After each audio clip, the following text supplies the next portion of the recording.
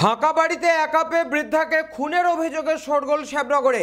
এই মুহূর্তে চোখ রাখবো যে খবরে, ফাঁকা বাড়িতে একা পেয়ে বৃদ্ধাকে খুনের অভিযোগে শোরগোল শ্যামনগরে।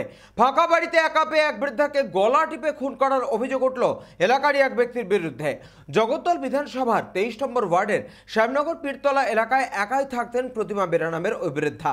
ওই এলাকারই অপর প্রান্তে থাকে বিপ্লব সরকার নামে জনৈক এক ব্যক্তি। চোখ রাখবো এই মুহূর্তে যে খবরে, ফাঁকা বাড়িতে একা পেয়ে বৃদ্ধাকে খুনের অভিযোগে শোরগোল শ্যামনগরে। আপনাদের আরো একবার জানাবো, ফাঁকা বাড়িতে একা পেয়ে বৃদ্ধাকে খুনের অভিযোগে শোরগোল শ্যামনগরে। ফাঁকা বাড়িতে একা পেয়ে এক বৃদ্ধাকে গলা টিপে খুন করার অভিযোগ উঠল এলাকারই এক ব্যক্তির বিরুদ্ধে।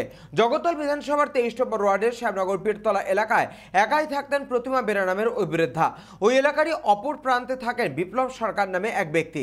প্রতিমা দেবী একা থাকার সুযোগ নিয়ে এদিন তার বাড়িতে লুকিয়ে তার উপর চড়াও হয় বিপ্লব সরকার।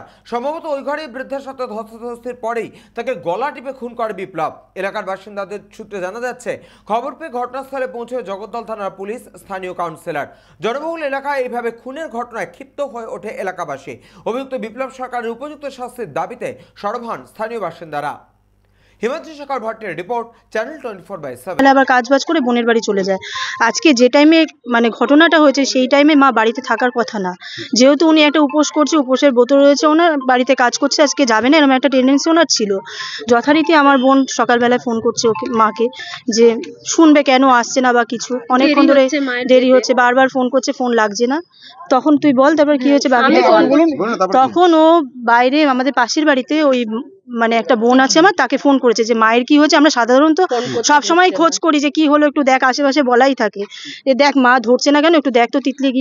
তিতলি ফার্স্টে ঢুকে ও যখন দেখলো দরজা খুলে আবার রিটার্ন করছিল, ও বললো যে না, দরজা খুলে তো মা ওরম ভাবে থাকবে না, তুই একটু ভেতরে ঢুকে দেখ মা কি পজিশনে আছে।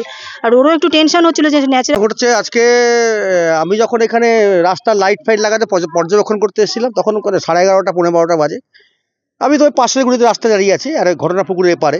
এবার কেউ জানতেও পারিনি যে এখানে একজন আমার বয়স্ক মহিলা, তার 3টে মাত্র মেয়ে, প্রতিমা বেরা, না পিসি বলে ডাকি আমরা আর কি। পিসি গত পরশুদিন বলছিল রাস্তাটা অন্ধকার, একটা লাইট কেটে গেছে, পাল্টে দেবো। এবং যাওয়ার পরে শুধু বাড়ি চলে যাই লাইট ফাইট লাগিয়ে। কেউ মারবি না, বলো বলো বলো। জেঠু চেনটা কে ছিঁড়েছে?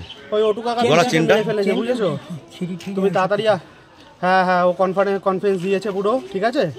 আমাদের কাছে সব এভিডেন্স আছে। ও সকালবেলা তারপরে বেরিয়ে পাশের বাড়ি গেছিস? পিসির সাথে তারপরে গিয়ে পাশের বাড়ি গেছিস? তার আগে করেছিস? সত্যি কথা বল, মেরে ফেলেছে পিসিকে। আজকে